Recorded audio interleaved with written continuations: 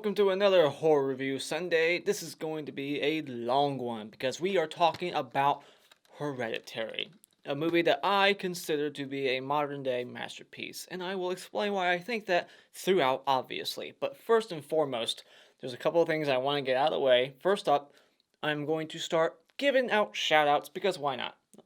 It's my channel, I can do whatever I want, and just to be nice. So, and only one shout out per video, so a shout out right now to a commenter who has been here since video 1, and that's Mike Goldkleiner. So shout out to you, buddy. Thank you so much for being a part of this channel, and I hope you keep watching. I hope you're watching this. And Irish Spuds, not a shout out, but you know who you are. This is a movie that you need to watch. I've talked to you about it. Fucking get on it. Watch it.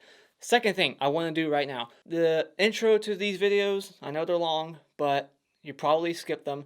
But one of those deaths is my favorite death of all time, and if you can guess what it is, I will do a movie review just for you. And only one guess, don't just list every single one. I'm not going to do it. One guess. So if you get it right, I will do a review for you because why not? So I've been wanting to say that for like the past 20 videos, and I keep forgetting, so I'm doing it right now so I can't forget. I forget all kinds of shit. So now let's talk about Hereditary. This movie came out in 2018. I didn't see it until New Year's Day last year, and just to celebrate my 1-year anniversary of watching this movie, I watched it again New Year's Day this year. This movie is written and directed by Ari Aster. This was his film debut. This is his first film that he's ever directed. I don't think it was his first writing movie, but this is just a modern day masterpiece. The story, I don't want to talk too much about it right now. I will save all that for the spoiler discussion, but it is about a family whose grandmother passes away, and slowly they unravel some secrets about their grandmother, and some cultish stuff might be happening, and yeah, some stuff's happening, crazy shit's happening. This is just a wonderful movie, and let's go into this by starting with the positives, because I have no negatives. Zero. I could say, like, the story, and it's a bit convoluted. There's questions kind of left open. Some things that you kind of had to come up with answers on your own, but I actually like that shit. And the Joan character in this movie, it's the story involving her and some revelations about her. Won't spoil what they are. I found them predictable. I'm just nitpicking that stuff. Like, I could say that, this isn't for everybody. This is an artsy, slow burn film that's not for everybody. You have to know what you're going into, and it's not necessarily a fun film, so it's not entertaining for everybody. Like, this isn't an entertainment movie. This is a movie that really kind of just smacks you over the head and makes you feel miserable, because that's what it's supposed to do. This is a horror movie. It's supposed to make you feel horror, and that's what it does. So yeah, positives. First up, one of the biggest positives that anyone will give this movie, and should, is the acting and the performances, not only by Alex Wolff, but Toni Collette. Oh, I should say that backwards. Not only Toni Collette, but Alex Wolff, because people shit on Alex Wolff's performance because there's a moment where he starts crying like a baby. But think about it. You did something terrible on accident. You feel so much guilt, and now mom's acting a little weird, and the things that she's doing, how would you feel? You'd be crying like a little bitch too. So I totally buy that performance, and this guy had to do some crazy stuff to get into the mindset of his character. It is not easy being an actor, especially when you're playing this type of character. I gotta give him all kinds of props. Love the performances, just the subtle things that they do with their face and their performances. They just say so much without saying anything. Just like a line when Toni Collette like says out loud, I can't say it because it would spoil stuff right now, but just certain line delivery, just it's awesome. There's great performances by this movie. Everybody in this movie, even the smaller characters like Joan and the husband Steve, played by Gabriel Byrne, they're all good. And another thing I have to talk about is the Ari Aster, the directing by this guy, the way he positions the camera movement. I love all the slow like panning shots. That opening shot where it, like, pans around and there's like the miniature house and it, like, zooms in and then it turns into real life. Like, it's not miniature anymore. How the hell they pulled that off? You like look for something to change, like a shadow or like some kind of cut, or something that's like a miniature slowly like kind of changing a little bit in size, or maybe it was made in a wrong color. Something that would be like, aha, see, now it's the real version, it's real life, it's not a miniature anymore. You can't find it. I just can't. I got like a 70-inch TV. I couldn't see any imperfection in that shot. Best shot of the movie, right there. I have to give that award out right now. That is the best shot of the film. The characters in this movie, just their slow mental breakdown, their arcs, I just love the characters in this movie. Toni Collette's character Annie and Alex Wolff's character Peter. You got the kind of typical stoner son who actually is wanting to pursue college, because there's like a little moment where you see like his computer screen that's talking about like career interests. So he's a stoner, but he's not a failure. He's studying for SATs and whatnot. It's like, you just know so much about these characters. They don't just throw these characters away. None of these characters are throwaways. And I like their realistic reactions, the way they react to everything, Alex Wolff especially, and the emotion from this film. There's so much emotion. So now I can't accept, and I can't forgive, because nobody admits anything they've done! And another thing I want to talk about is something I call what the fuck moments. I'm not sure if that's an actual phrase or a movie term, but if it isn't, let's coin it right now. What the fuck moments. This movie has a lot of them. Not like Midsommar, where it's just like lazily thrown in throughout, like, what the fuck, what the fuck. No, like the what the fuck moments in this movie, they actually pertain to the story, and they have a meaning. And it's not just random, what the fuck, like, that makes no sense. No, they all have meaning, they all have a purpose, and they still just make you go, what the fuck? There's so many of them, and I just love that. It's just, especially just, it has so much shock value the first time. Certain lines that Annie will say, you're just like, what did she just say? That's just crazy. Yeah, fine, release me. Just say it. Just fucking say it. Don't you swear at me, you little shit. All I do is worry and slave and defend you. And all I get back is that fucking face on your face. It's like uncomfortable laughter. This movie makes you feel uncomfortable. The tone of the movie, it's completely consistent throughout. It opens up with an obituary paragraph about the grandmother, so you just know right off the bat that this movie is about death, and it's going to be grim throughout, and it never lets up. There is no levity in this movie whatsoever. The only laughter you'll have is uncomfortable laughter, because you don't know how else to respond to what's happening. Like, oh, this is awkward. Like, it's just so insane, this movie.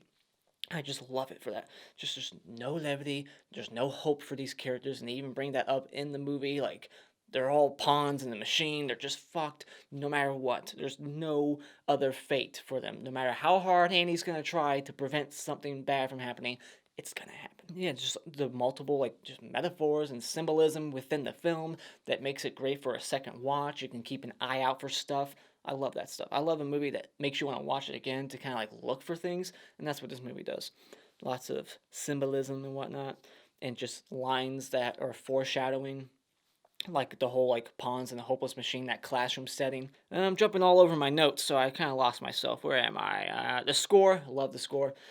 It's just very unique, just like the movie. It's very unique. I love that like the story by the end of it, like, it's subject matter that's been touched before many times, but the way it's written, the way it's directed, it's very unique for that type of genre of horror.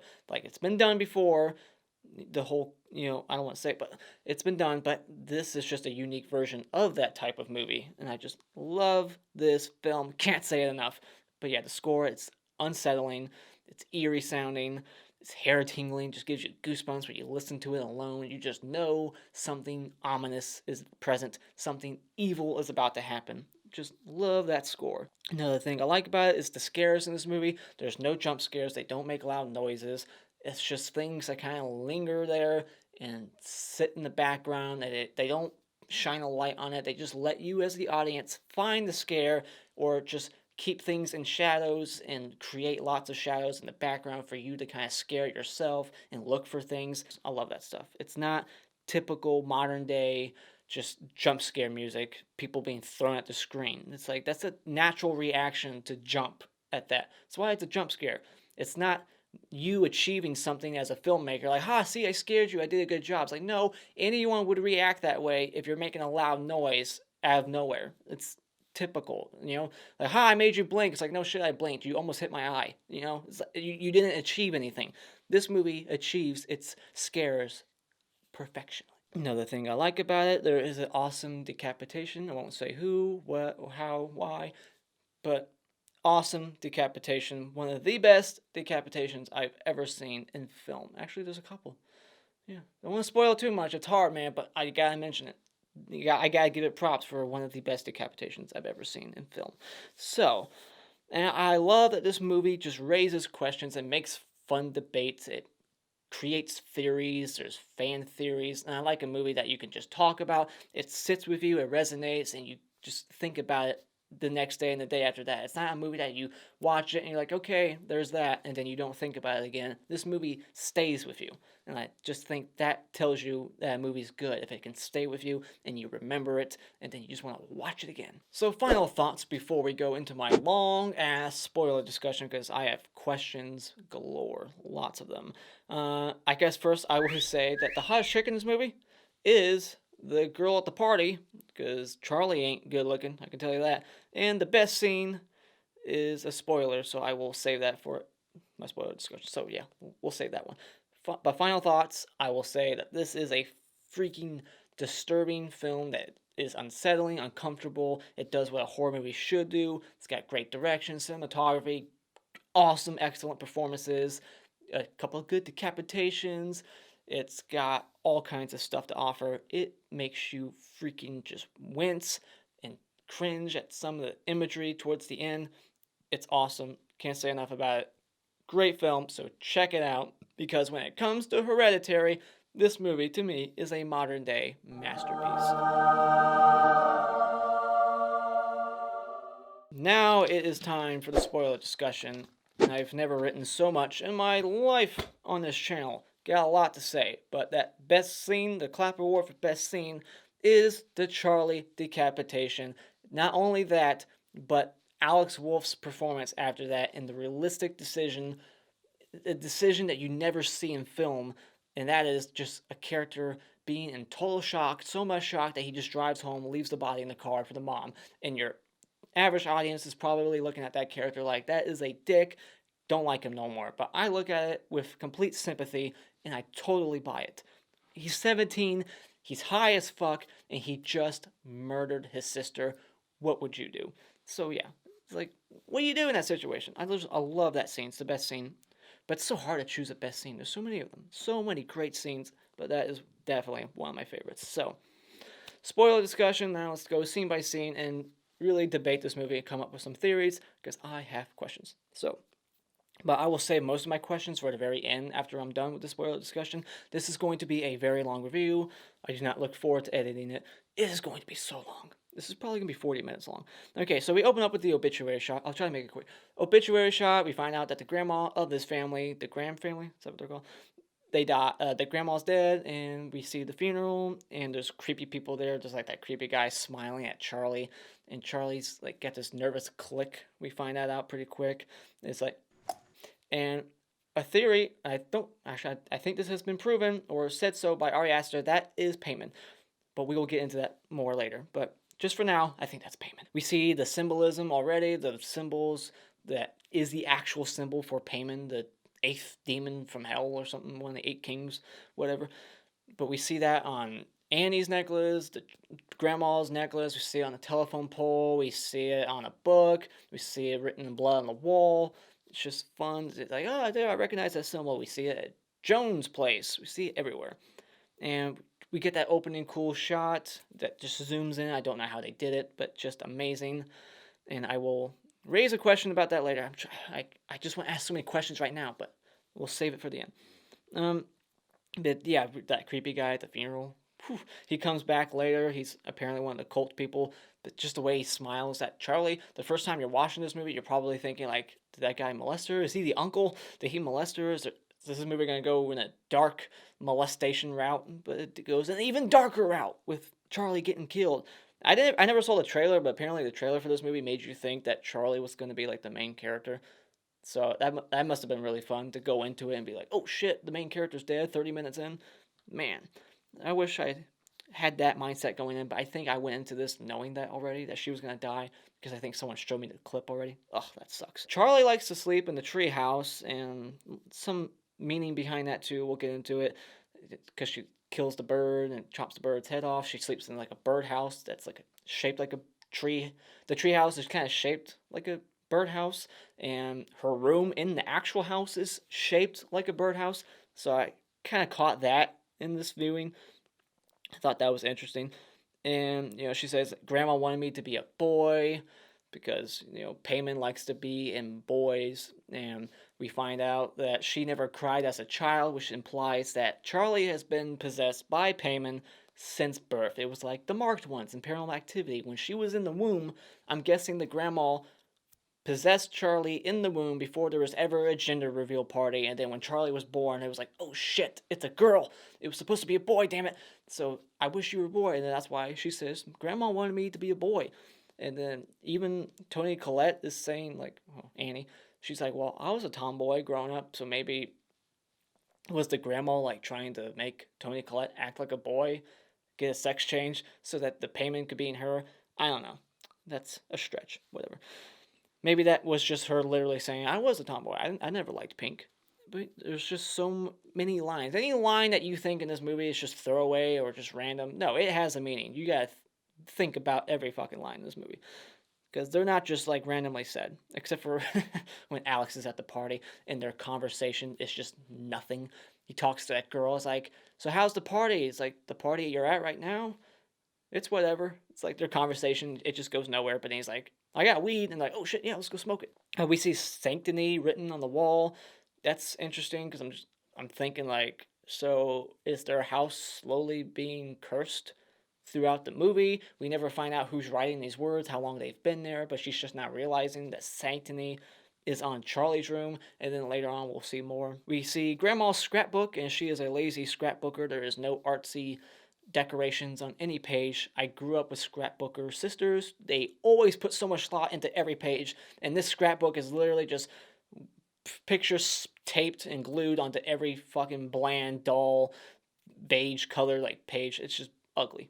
Just a weird thing to talk about. I just wanted to say it because when I saw it, I was like, that is a lazy scrapbook. Why even bother? We see the paper that Grandma left the family before she died, and a key word in there is our sacrifice. Our sacrifice will be great in the end, or will pale in the rewards compared to the rewards or whatever. I didn't write it down, but our sacrifice. That means she is sacrificing her entire family, and you thought your family was bad. This grandma is killing her entire family, grandchildren, son-in-law, for the sake of hopes of being right about her little religion, and that is that Payman will give them knowledge and fortune. So she's gonna kill her whole family for it. It's crazy.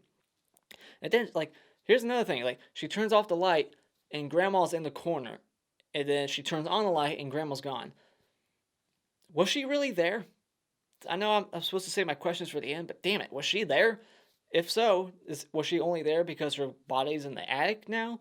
Or I think she got the call after that, Steve did, about the cemetery being desecrated, and it's like a week later at this point. But that's interesting. Like, is she just like, is she actually seeing ghosts? I don't know. There's so many debates about this movie. And that's one of them. I want to know your thoughts. Was that really there? Or is Annie just kind of losing it? But why would she? She never cared about her mother. And I like that line in this movie. I just like how the whole family did not give a shit about the grandma. And, like, even Steve talks to the son, like, are you sad? And he's like, nah, not really. And the dad's just kind of like, I feel you, son. I totally get it. And then even Annie, the daughter, is just like, should I be sad? I feel like I should be sadder, but I'm not. That's just crazy. I'm not in that situation with my family. It would be devastating. So I can't relate on that level. But if you're somebody who is like that, like you wonder, like, how sad will I be if that person dies? Would I give a shit? This movie might hit you more. But yeah, the bird dies. We see she's at the classroom. All of a sudden, the bird just smacks right into the windshield. Not windshield. The window. Is that Payman doing that on purpose? Because he's just like, I want a head to collect. Because we realize that Charlie likes to create all these models, we'll call them like figurines, like these little toys, these Barbies, throughout the movie. And you'll see it in her bedroom. It's on the shelves in the background. They don't really focus on it. It's just kind of in the background for you to realize. And then she's making one in the classroom, but she doesn't have a head for it. And then that's when the bird hits the window, and she goes outside, and she cuts the head off for her little figurine. And then that plays into the movie. That's not just random. In the movie, towards the end, very end, there's the Barbie figurine model with Charlie's head on it, foreshadowing the very end. See, like things you gotta pay attention to. So I can chalk this up to as to why this is happening. I can chalk it up to maybe in this movie's version of Payman or this cult.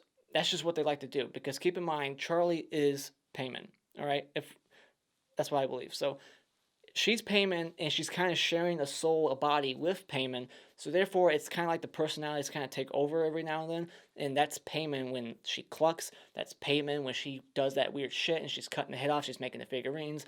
So it's just kind of like what they do. Because every religion and cult, they have their traditions. And that's probably just their weird tradition, is making these models, these little Barbies. So she's making one. She gets the pigeon head.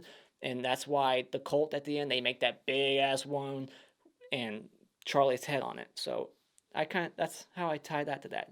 That's how I make sense of it. Any debate on that? You want to tell me what I missed there? Let me know. I'm open to debate on this one, of course. And then the story being told by miniatures. Annie, she's a miniaturist. What do you call those people? They're creepy. I don't know who wants to get in that profession. You have to have very still hands.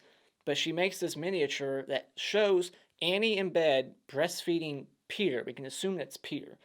And the grandma has her tit out and is like, no, let me feed Peter. So let's debate what that means. So she says that she never wanted Peter to be with grandma. She kept Peter away from grandma because I believe after this viewing that subconsciously on some level Annie has always known that her mom is in this cult and she knows about Payman and what they're going to eventually do, like what they want. So she's doing everything she can to prevent that, and that's why she kept Peter away. She did not want, because Peter's a boy, she kept him away from the grandma, and that's why even that story about the sleepwalking and she almost lit him on fire. And then she says, "You tried to kill me. I love you. Why did you try to kill me? I was trying to save you. Why did you try to kill me?" That means that she knew in her sleepwalking, that was like her subconscious, and she was walking into that room about to light Peter on fire. Like, I'm trying to save you from being possessed by Payman, and the only way I can stop that is by lighting you on fire. But then I guess Payman or the cult somehow woke her up from that sleepwalk, because, or maybe, I don't know, it's so much debate. I think that's what that was. She was just she broke free of whatever this cult is doing to her, or the Payman, the spirits. They're just kind of like, because like I said, this movie says in that classroom that they're all pawns and they have really no control. So what if the sleepwalk moment that we hear about was finally her breaking free of that control, and she was about to make that sacrifice on Peter to save his soul from Payman, but then it kind of got control of her again. She woke up when she was about to light the match. She's like, "Oh no, I didn't get." You know what I mean? I don't know. Like I said, just constant debate.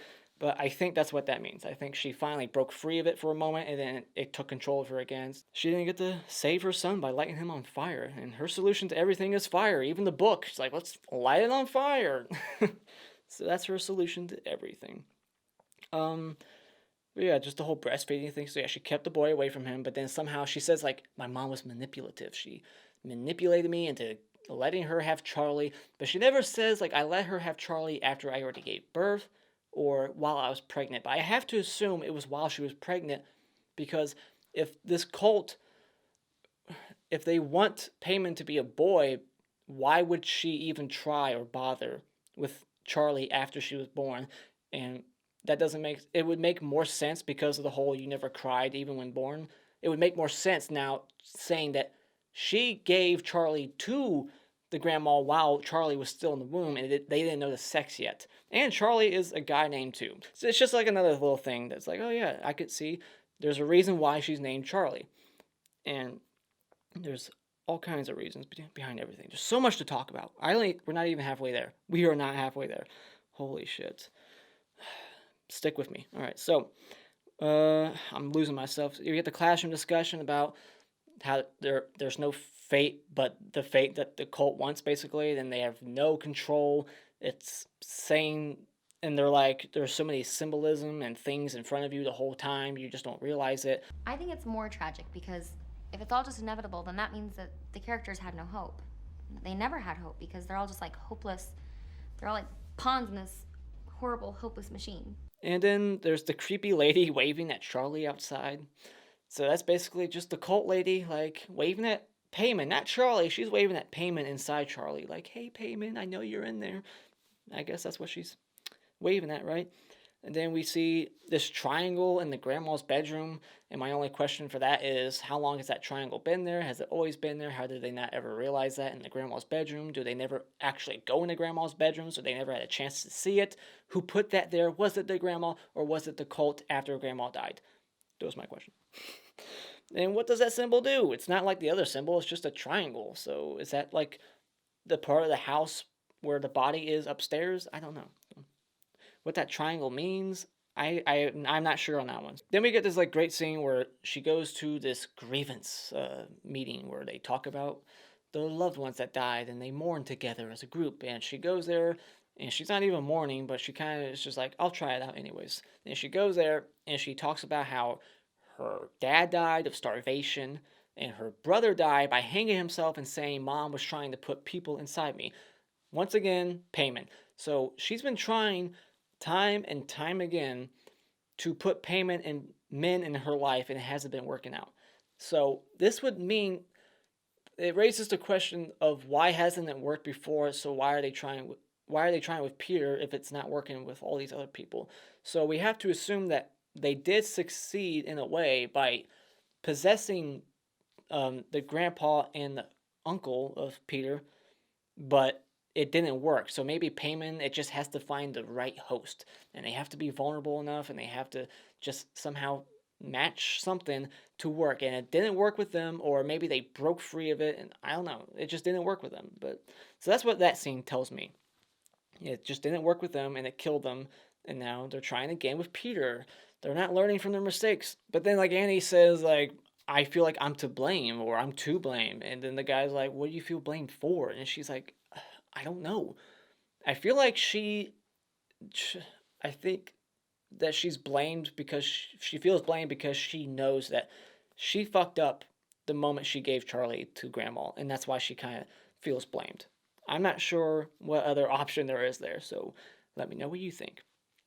And there's a mysterious person outside the building breathing. Like, you'll probably miss it on the first watch if you're not paying attention, but when Peter is smoking weed at his bedroom window, it cuts to like outside.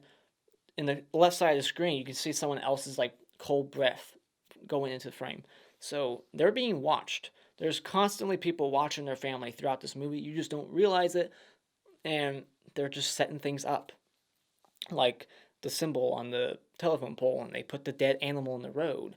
How they knew that Peter would be the only one going down that road, why no one else was going down that road, how he knew he would swerve to the right towards the telephone pole instead of to the left. Like I said, I guess they're just taking control over these people, and they're the ones making Peter go into the telephone pole. But another thing I kind of caught on this watch was it seemed like, I could be wrong, it seemed like he lost control of the car. So did Payman take over the car at some point to make him like keep going? Because when he swerves out of the way, he stays out of the way for a good while to hit that pole. It's not like the pole was like, okay, here's the animal and here's the pole right here. It was like, no, here's the animal and here's the pole all the way down here. So it took a while. I don't know. It's just the way that scene was like edited together. It made it seem like he went a good distance after he swerved to hit that pole. And like his wheels locked up or something. So I'm wondering if like something took over in that moment to kind of like force that to happen. Because like I said, they have no control. Everything's being forced. It is their fate. And then they have no control. And then this is the first moment in the movie where we see the light. And this light, I'm pretty sure this is confirmed, that's Payman.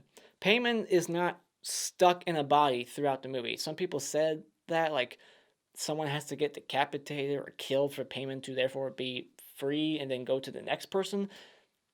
But that theory can't be supported because this thing keeps leaving and it directs them around. It directs Charlie outside to see that grandma, who I can only assume is the grandma. We only see the back of her. She sees Charlie. She goes outside and she sees, not only does she see grandma, but there's another set of footprints. I love that shot. It's like a bird's eye shot and you see other footprints. So somebody was just out there putting grandma's body out there. But here's my question. Was that grandma's body really there? Is she seeing shit? Because Annie pops up right then and there to grab Charlie. And Charlie's like looking like maybe 50 yards in that direction. Closer, maybe, give or take. I don't know. And there's just a fire. Just big old fire. And then a grandma's body is sitting on her knees. And Annie doesn't see that? She's not wondering, like, what the hell is Charlie looking at out there? Like, there's Charlie's in the trees, man. Like, she does not see that body out there and smell the smoke like going. So that has to be a hallucination. I have to believe that that's for some reason a weird hallucination. I don't know what that means. I can't explain that one. So yeah, there was that. And then we see another creepy miniature, and this one is the grandma creepily standing in the doorway of Annie and Steve's bedroom. And what that implies is that she could have subconsciously remembered the night that she went in to possess Charlie in her womb. Maybe she was pregnant in that picture, that miniature. Because how can you possess Charlie in the womb if what I'm saying is correct, and that is what happened? She would have at some point had to walk up to Annie, touch her belly, write something on it, say something to make that happen. And Annie, there's no fucking way she'd allow that unless she was put under. So I'm guessing she went into her room while she was sleeping and she did some crazy shit on her belly, possessed Charlie. I'm probably stretching here to come up with this, but I'm thinking that's what happened. All right, because what does that mean? What does that miniature mean? What is the symbolism and metaphor of that? What does that mean? I think she snuck in there and subconsciously Annie remembered something that night. Maybe she was half awake or she probably woke up a little bit during and she saw her in the corner, but then maybe she got taken over and Payman took over, like knocked her ass back out, and then she never knew anything of it, but subconsciously she's remembering these things and she's creating them through her miniatures. I like when they're at the party and it's so quick you'll miss it. They're watching black and white footage on their laptop of guillotines, like the guillotines that go down and chop people's heads. Symbolism. People are getting their heads chopped off throughout this movie. So I caught that in this video. I was like, shit. That's foreshadowing right there. Lots of foreshadowing. And I love that. Why don't they have an EpiPen? Like, seriously, your daughter, and they're rich. They can afford it. I don't care how much an EpiPen is. They can afford it. Did you see their house? Twice in this movie. They set up very quick. They're at the funeral at the beginning. She's eating chocolate bars at a funeral. I guess they provide them. Makes sense. And they're like, does that have nuts in it? It's like you're asking her after she ate it. Okay. And then later on, they're going to a party. There's a big old chocolate cake, and Peter doesn't think twice because he just wants to go up, get high, get his dick wet, do something, whatever. But she's like, go eat cake. It's like, dude, she doesn't have an EpiPen on her. Why is she being sent out to parties? And the mom knows she's going to a party, and they send her there with no EpiPen still. Come on. And the brother's going to make her eat cake. Like, go eat cake. And not only that, but to the left of the cake or right, you see a woman clearly chopping up all kinds of nuts. Just a whole table just chopping nuts. Peter didn't see that? That's just ridiculous. At this point, they're just asking for it. Her throat closes up. They drive out. He's going down the road. Head hits the pole. She's like, before that, she's trying to like get some air. I guess maybe Payman did that. I'm going to chalk it up to that. Payman stuck her head out that window because he knew what was going to happen. Head gets whacked off. And then this is the best scene right here. Alex Wolff, he's just sitting there. He knows what happened. He probably doesn't know that the head's missing, but he knows that she's fucking dead. And he's just sitting there frozen in the road by himself. Doesn't know what to do. He's high. Keep that in mind. And he slowly, the POV shot, he goes up to look at the rearview mirror. I just love that. Like, he wants to, like he's in denial. He's like, did it really happen? He can't face it. He can't face it so much that he just drives home and just sits there all night. He doesn't sleep, and we just slowly just follow him to his bedroom. He lays down, and he never sleeps. And I love that we get to not see the reaction of the mother finding that body, but hear that reaction and see the gut punch react, like just that feeling on Alex Wolff's face when he hears that. Like, that would just wreck your world. Like, you fucking killed your sister, and you basically mentally killed your own mother by doing that.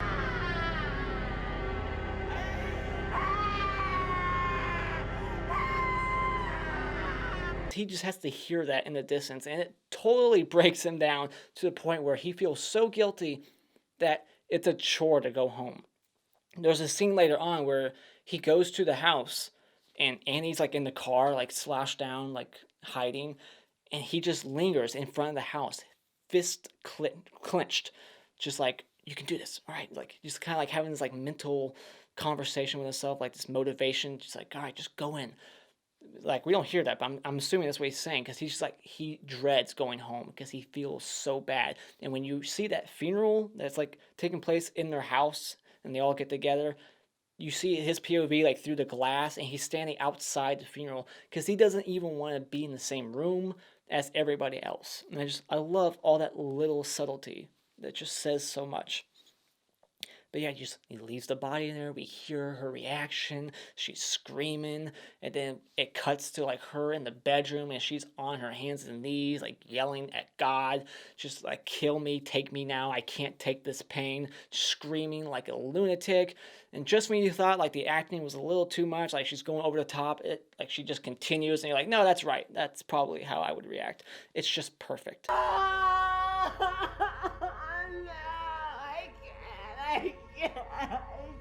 I just want to die. And a little quick dumb thing I want to talk about. It's very dumb.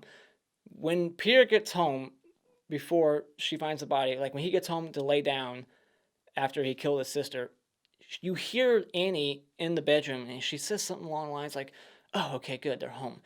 But she sounds like she's kind of out of breath. Are they fucking? Is she having sex with Steve? Like, I have to wonder. Every time I watch that scene now, I'm like, are they having sex in there? Because they knew the kids were out and they were going to be out late, so maybe they're having sex. That would be the only compassion in the movie. That scene alone is their love behind closed doors. Oh my god, I forgot to mention, like, when she's crying, it just cuts to Charlie's head on the road, and there is like 1,000 like ants crawling on her face. Her, like, there's like a big old bump on her cheek, and her jaw's like missing or dislocated, like a tongue hanging out. It is gnarly. I think I forgot to mention that in my positives. I always talk about it in my reviews. I'm always like, movies never have the balls to kill children. Boom! Hereditary. Kills a 13-year-old child, whacks her head right the fuck off.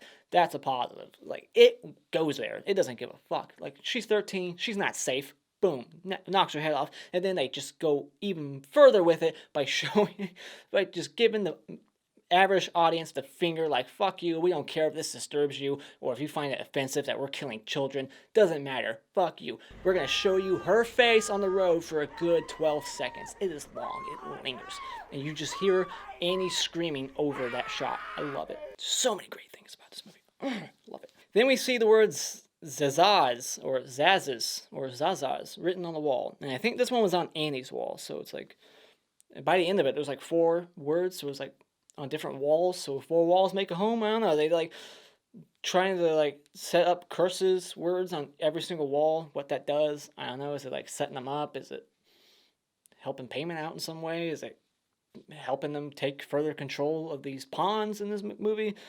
I don't know. And then Peter has this weed trip. He's smoking weed, but I guess it's more of like a panic attack because, again, he's so guilty about what happened that when he's smoking weed under the bleachers during school hours, he's got some balls, he just starts panicking. He feels like his throat's closing up. He's almost like acting like Charlie in that moment. But I don't think he really is Charlie. I don't think that's him being possessed by Charlie or Payman. That's just him further feeling guilty. Like, that's just his guilt taking over in that moment. And the weed probably didn't help him in that moment either. Okay, and then we meet Joan again. She's in that other meeting, but she never speaks. But then when she goes for Charlie's death to seek further grievance counseling, and she decides not to at the last second, Joan, she talks to Annie, and she tells her this story about her son and grandson dying. And I have to ask the question, is she bullshitting? She says that the incident happened a few months ago, and she was there at that meeting a few months ago when she went there for the grandma dying. So I kind of believe it could be true because also, like I said, we found out that the grandma, her husband starved and her son hung himself because, the grandma was doing shit to him. So I have to believe that Joan's story is true. I don't think she's just making it up to, connect with Annie and gain her trust. But it could be made up because she needs to be there to manipulate Annie and to get her to do what she wants, to do the seance. But it could also be true because, like what I said, so she probably did the same shit that the grandma was doing before with her husband and son. She was doing it with her son and grandsons, like trying to put payment in them. And they, again, just weren't a good host for payment, or they broke free of it and killed themselves to prevent payment from taking over. So that's how I read that. But yeah, it is a debate. It could be up for debate if her story's true at all, if she's just bullshitting to earn her trust. Like, I can relate to you. Here's my number. And her number is 555. I mentioned that too now on my channel. When I see 555, it kind of irritates me. That's my negative for the movie. Don't put 555. We know it's bullshit. You can't call anybody with 555 in their number. All right? Quit doing it. Okay. Oh, yeah, shit. I have further evidence that would actually support that argument for why her story is bullshit. And I had some help from other people. I did some research on this when I found this one out. When they're at the seance, and she's doing the whole chalkboard thing, and she's talking to her grandson Louis.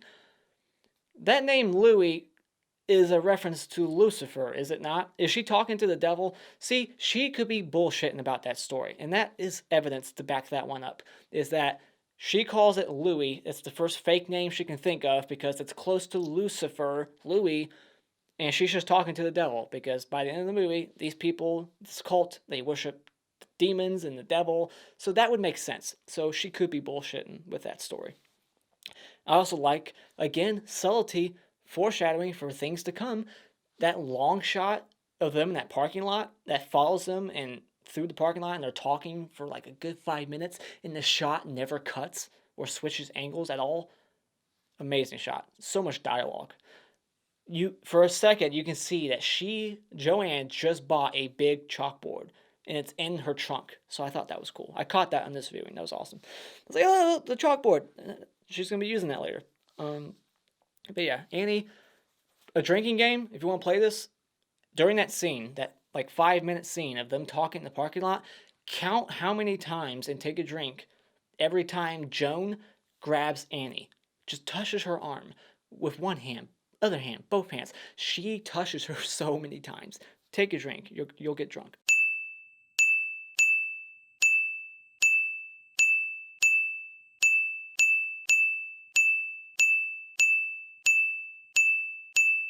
Here's the interesting thing that I didn't catch until like a third viewing, and I think I was told about it, so I was looking for it the next time. You don't catch it, man. It's crazy. Like when Annie's doing her miniatures and there's this blue jar of ink in front of her, you think she knocks it over because she just moves her hand a little bit, but she is nowhere near that jar. The jar tips over on its own and it spills on Joan's number. So it was payment or just we'll just say payment of the cult. It knocks over that jar so that it's just like kind of leading her around. It makes her look at the paper that has Joan's number to call her to therefore go to Joan's place and learn about the seance. Because the seance is very important. It's how the third act is able to happen because Joan convinces Annie to do the seance. And that kind of needed to happen for her to be like, oh yeah, I remember Joan. Let's go there. I think we're about halfway there. Another little foreshadowy like thing in here that kind of like reveals the twist of Joan not being like just a random person grieving herself and actually being part of the cult. Like I said, my negatives, I didn't go too into detail about it because I didn't want to spoil it. It was obvious to me that she was a part of the cult and she was a friend of the grandma's when I saw that mat, because it was just kind of like weird how it said Joni instead of Joan, which is her name. It looked like it was a combination of Joan and Annie, the main girl we're following. So I was like, hey, Joan and Annie, Joni, put together. So that was just where my mind went in that moment. I was like, hey, so, I think she's not who she says she is.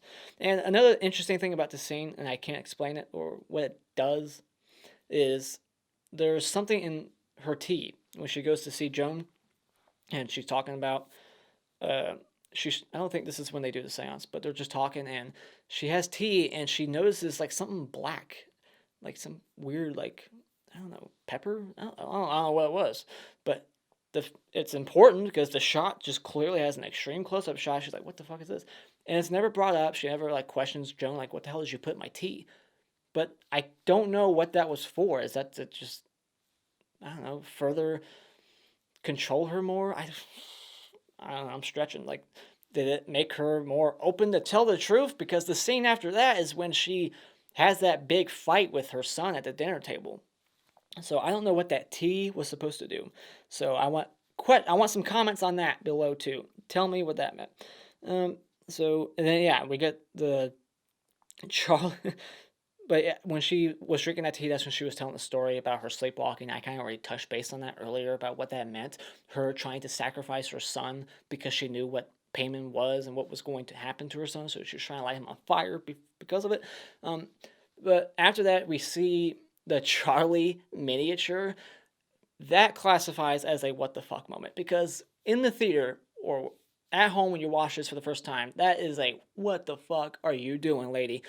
Creating a miniature like that, but she's just recreating her life for her little project, so I guess it makes sense, but that is just fucked up. The husband's reaction when he walks in, he's like, "You don't plan on showing Peter that, do you?" And she's like, "Fuck Peter, this is a neutral view of the accident. It's not about Peter." And then they go down, they have that dinner, there's so much tension, they're just quiet, and the son and father are the only ones kind of like bonding a little bit, and just Annie's reaction to their bonding, she's like sickened by it. She's like, "Fuck you two for liking each other, for having your little cute bonding moment. Like, I love you, son." She kind of like scoffs at it, like, whatever. This is really good, Dad. Thanks, buddy. And then she's like, you got something to say, Mom?" And then that's when she just goes off.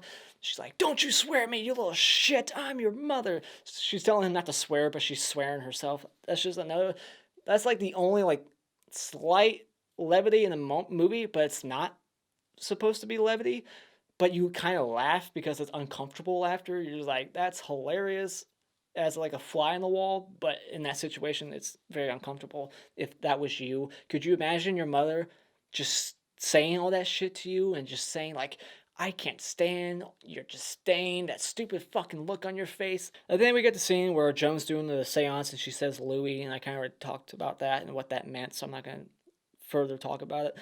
But that's what happens next. And okay, but here's something I caught in this viewing. I can't believe I never caught before.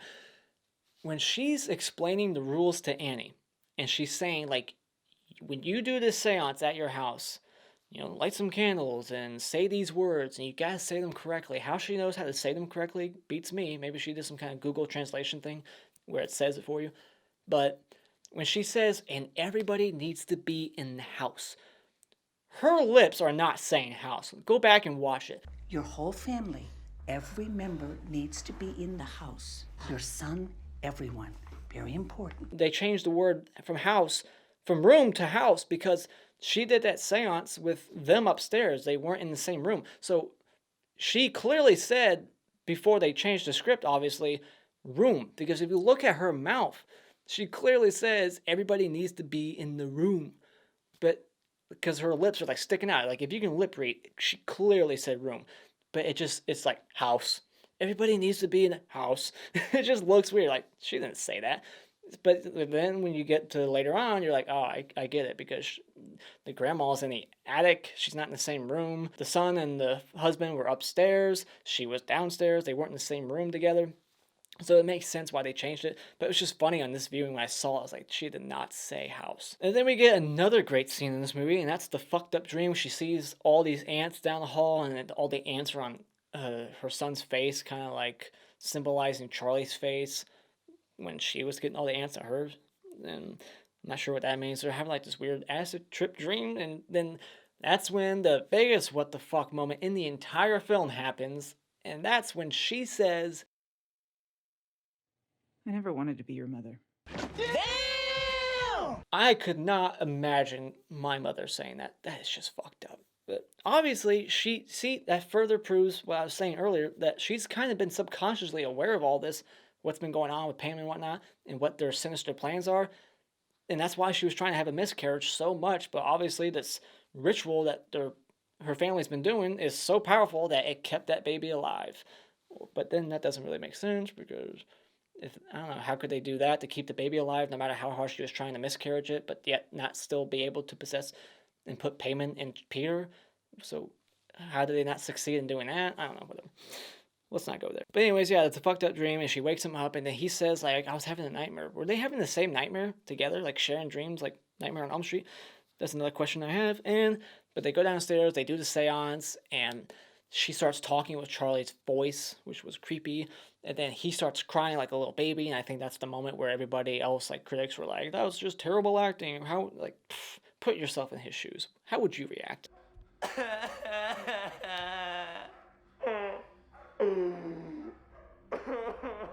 What happened? The only, like, weird thing that he does is call her mommy. That was the only thing where I'm like, a 17-year-old boy wouldn't be calling his mom, who's possessed, banging her head on the attic door, mommy. He'd just be saying mom or mother, not mommy. So that would be my little nitpick, is that, and that alone. So, but yeah, his acting in that moment, I totally buy it. I totally buy how much he's crying and burying his head in the father's shoulders. He's just freaked out by everything, and he feels so much guilt about what he did. And then we see two other words on the walls: lift, roach, moch, something, liftosh, pandemonium on the wall. And then the next day, they're at the school, and I guess this is when Payman's more powerful. Because of that seance, this is able to happen. Payman is now leading Peter through the school, and he's kind of in him at this moment because of that seance.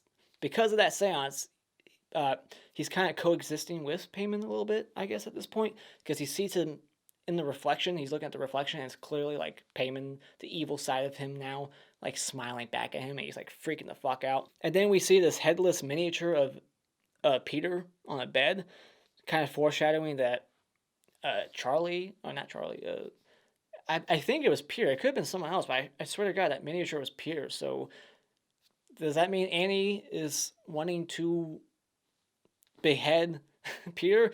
So therefore now she has plans subconsciously to eventually behead Peter, because again, she's trying to stop this thing.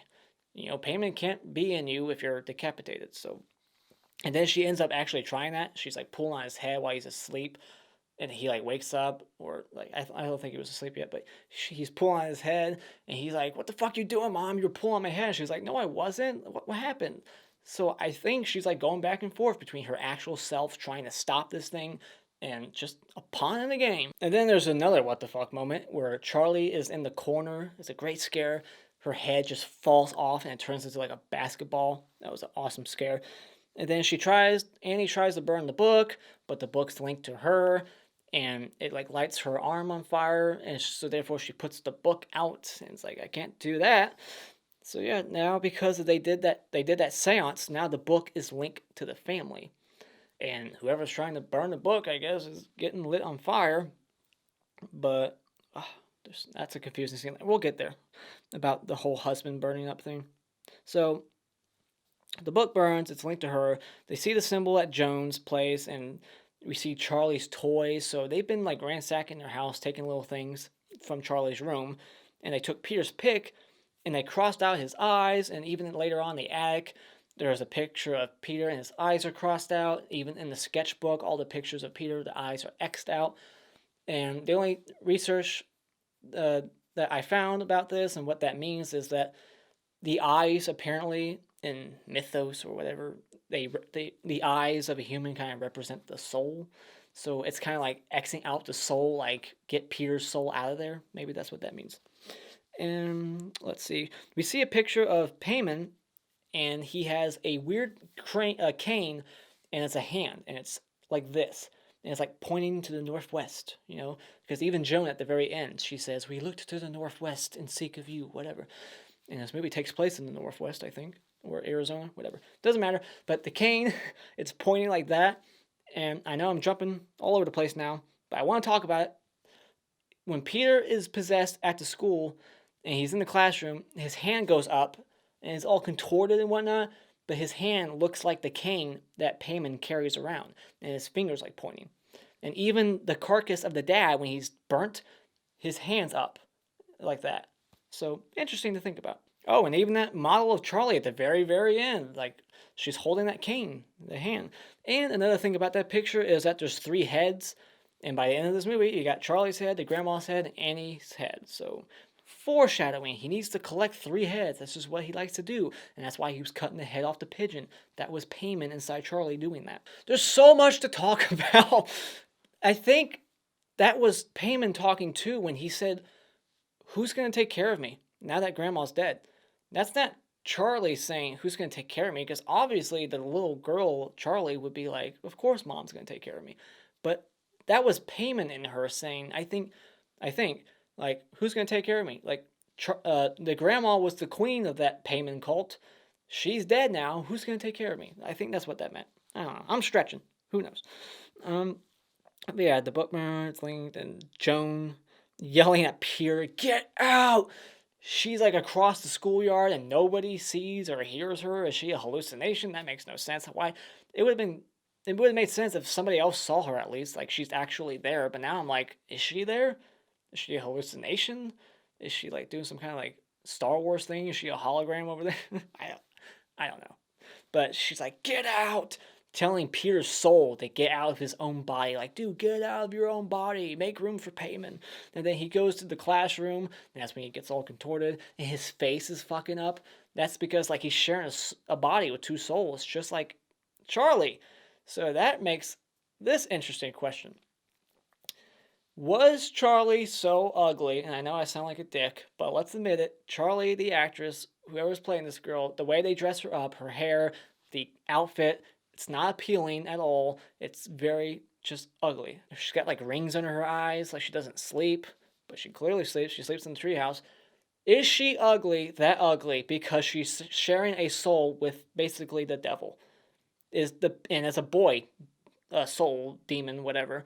So she's basically like half boy, half girl, and it's making her look ugly. Am I stretching again? I think that's what that means. Who knows? I think. Because then when Peter is like becoming fully possessed by Payman in that scene in the classroom, he's lifting his hand up, his face is contorting, and his left eye or right eye is like bleeding, and his nose is like looking a little jagged, unless I'm seeing things. I think that's why Charlie looks ugly, because she's got Payman in her, and now he's got Payman in him a little bit, and it's making him ugly. I don't know. That's how I kind of read that. But he bangs his head on the desk, and that's basically Peter like fighting back against the soul. It's like 2 souls inside fighting against each other. You know, he's like trying to like win over his body back because he's losing control. His face is like vibrating because he's like trying to break out of it. And so it's like a tug of war thing when you like finally let go, the other person just kind of like falls back because they were pulling so hard. That's what happened there. Like he's like pushing against Payman, like, "No, this is my body." And then finally Payman just kind of like lets go, and his head just slams against that desk.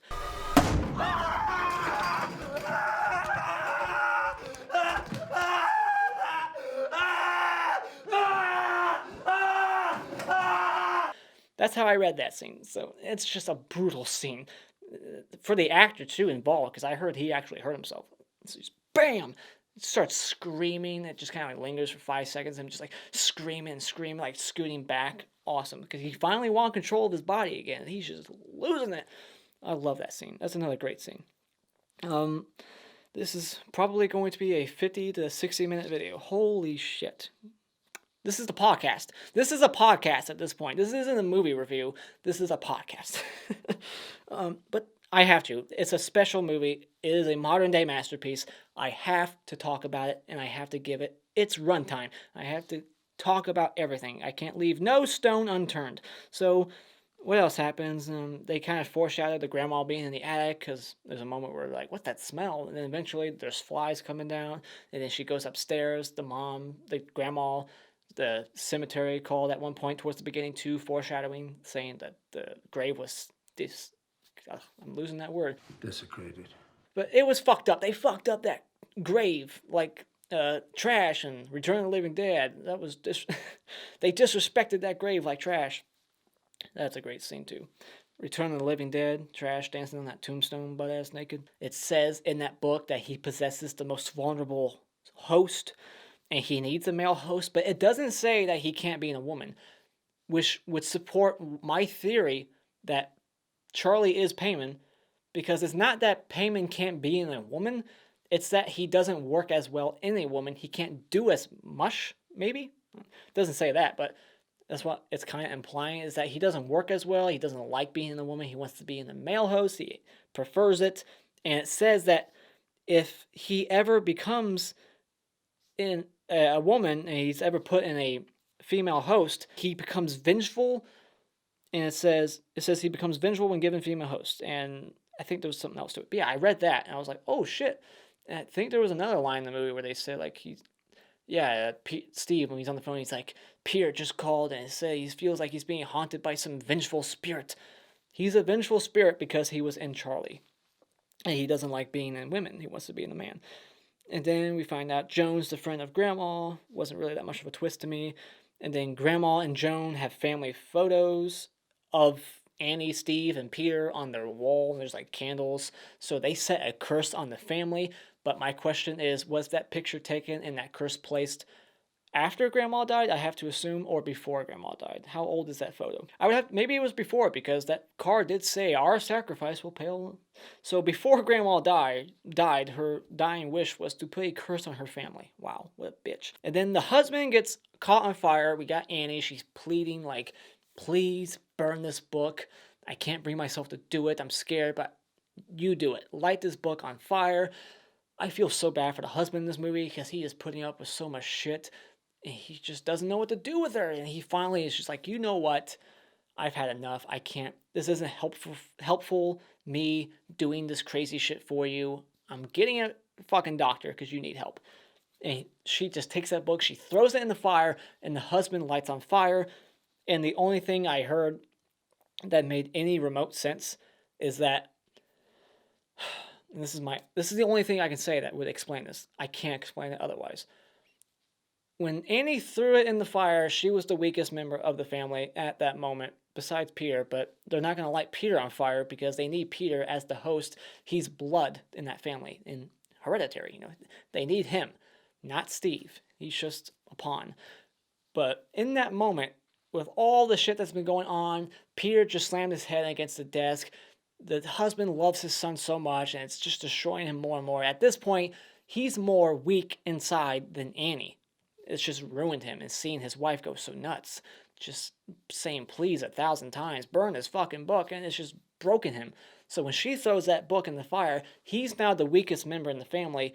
It's linked to him because he was at that seance holding hands also, even though he didn't want to, but he was there, so now he's on the table, he can be burned, he's linked.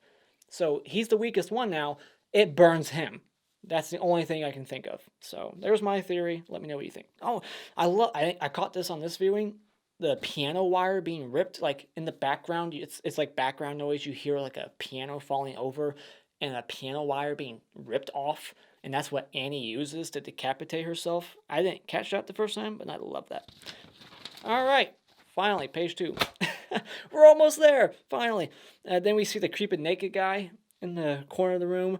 And then we also see Annie in the corner room. I forgot to talk about that. That's a great scene. That's the scene that most people don't catch it until like 10 seconds into it. Because it's a shot that lasts like a good 2 minutes. And then finally, like, you should catch that. But my family, when I had them watch it, I had to tell them, I'm like, they're not reacting. So I was kind of like, do you see that? And then they're like, oh shit, there's the body in the corner. It was just funny. So yeah, it's just subtle. Like, it's just a body in the corner in the shadows, and you don't even realize it until like 10, 15 seconds into it. Like, oh, there it is.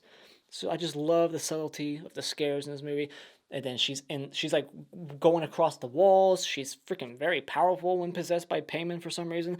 And then she chases Peter up to the attic. She's banging her head against the attic door 1,000 times. He's screaming, "Stop, mommy!"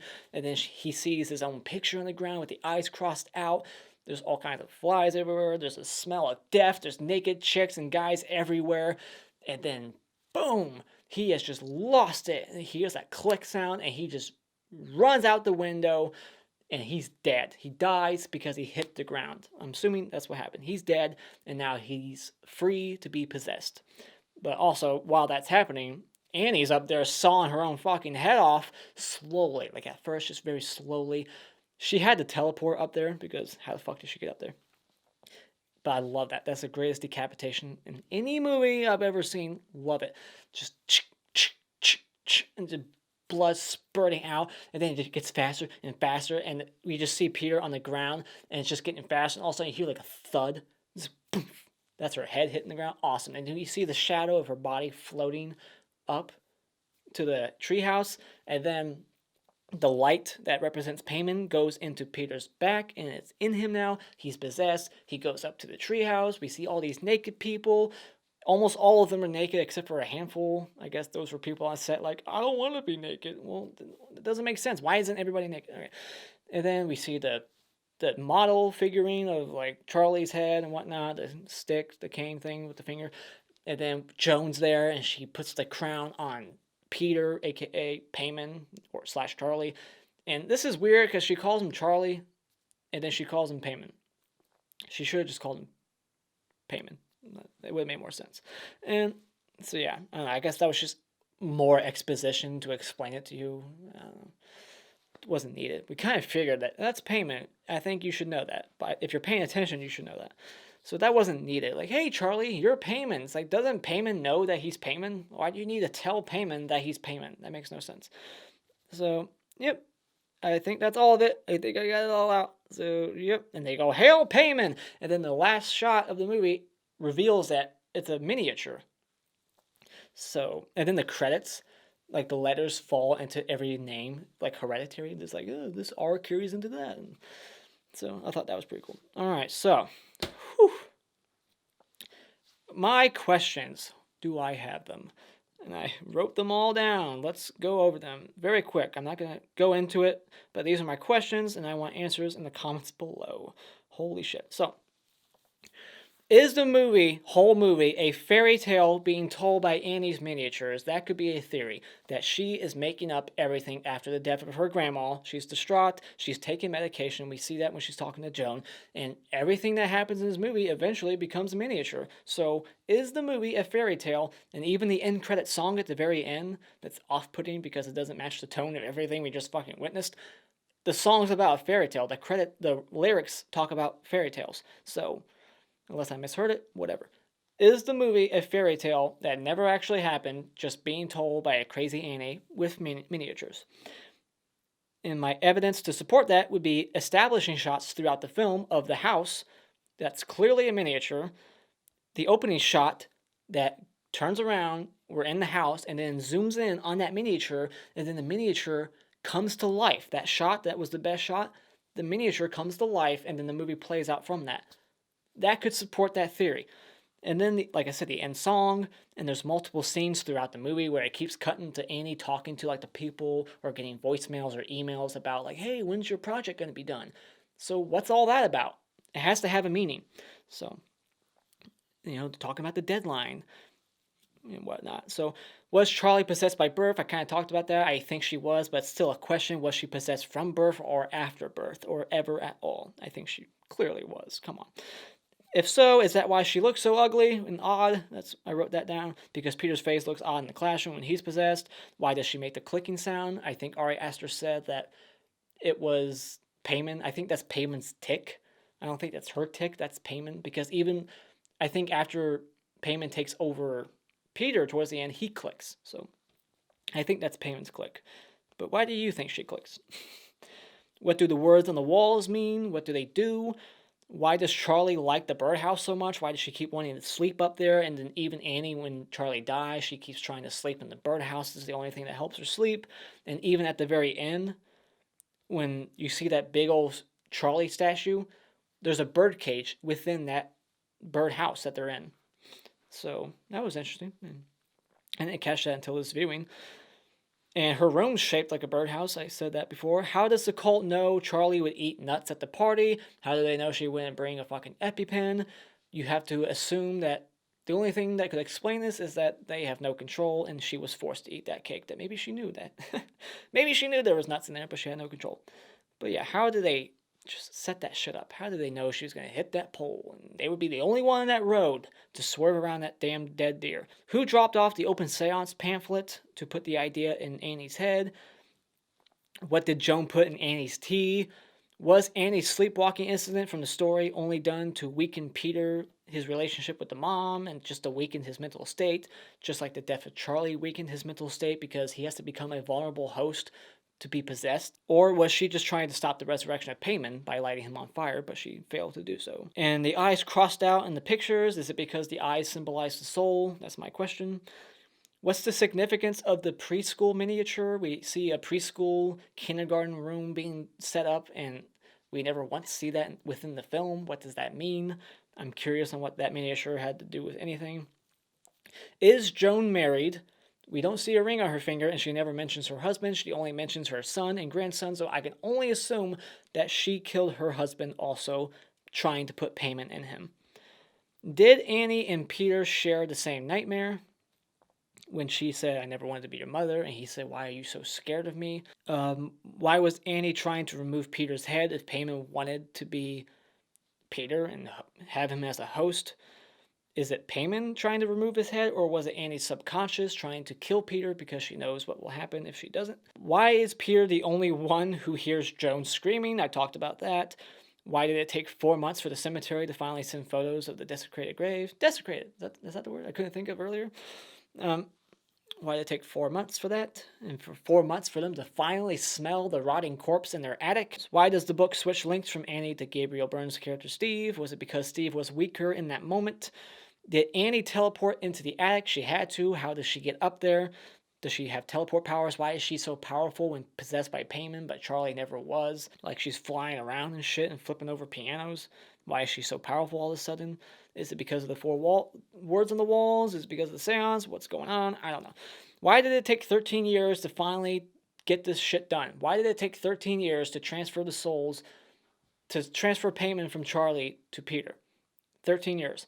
Was it because of puberty, or was Charlie about to officially become a woman, hit puberty, and it needed to be done now? Was it because the grandma died? Was grandma somehow preventing this from ever happening because she protected Charlie? But why would she protect Charlie if her ultimate end goal is Payman and she wants Payman, not Charlie?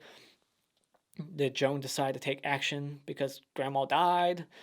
That doesn't make sense because of the papers saying our sacrifice. And how did Annie's body float up into the attic when Payman was already in Peter?